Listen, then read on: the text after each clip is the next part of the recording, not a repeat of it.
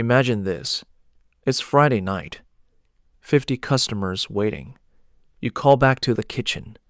How much chicken left? Silence. Then panic. Now imagine the opposite. You open Excel. You see exactly 8.2 kilograms of chicken. You know it's enough for 40 more plates. No panic, no guesswork. Today, I'm not teaching you formulas. I'm teaching you the logic behind a restaurant inventory system that works. Once you understand the logic, you can build this in any spreadsheet, Excel, Google Sheets, even on paper. Here's the problem every restaurant faces. Ingredients come in, ingredients go out, and somewhere in between, you lose track. The solution is simple. Not easy, but simple. You need 3 things. 1. A list of everything you buy. 2. A record of everything that comes in. 3. A record of everything that goes out. That's it. Receive, store, use. If you track those 3 things, you will always know what you have. Sheet 1 is called Products. Think of this as your ingredient Bible. Every single thing you buy for your kitchen lives here once. You give each item a code, P1 for tomato, P2 for chicken. You decide a reorder level. For example, when tomatoes drop below 10 kilograms, it's time to buy more. This sheet does not change often. You set it up once. Add new items when you add new menu items. Remove items when you stop serving something. Why is this important? Because every other sheet in this system talks to this one. It's your source of truth. Sheet 2 is stock in. Every time a delivery truck shows up, you open this sheet and add a row. You record the date, which product arrived, how much, what you paid, and the invoice number. Here's the logic. If you don't write it down, it didn't happen, that tomato box on the dock, until it's in this sheet. Your system thinks you don't have it.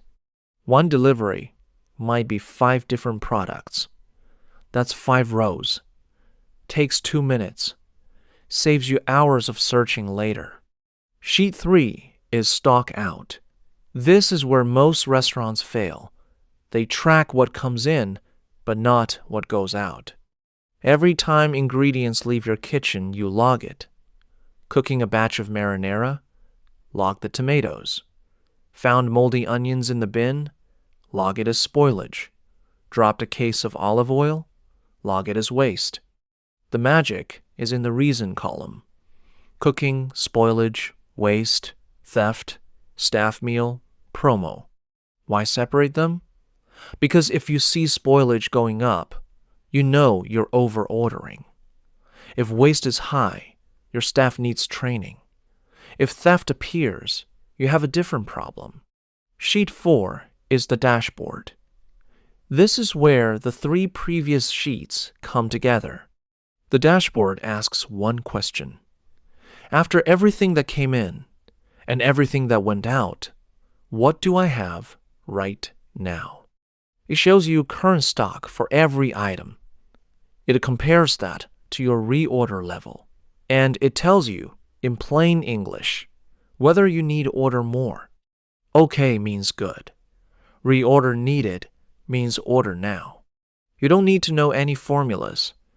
Someone already built them. You just look at the colors and the numbers. Now, let me show you the daily workflow. This takes 5 minutes total. Morning, 2 minutes. Open the dashboard. Look at the red items. Those are your orders for today. Call your suppliers. During service, 1 minute. When a cook uses a bag of rice, someone logs it in stock out. Takes 10 seconds. Do it immediately. After delivery, 2 minutes. When a truck arrives, log everything in stock in before you put it away. End of day, 30 seconds. Quick glance at dashboard. Anything unexpectedly low? Anything that's spoiled? That's it. 5 minutes a day. No end of month counting everything by hand. No surprises. Do it for 1 week.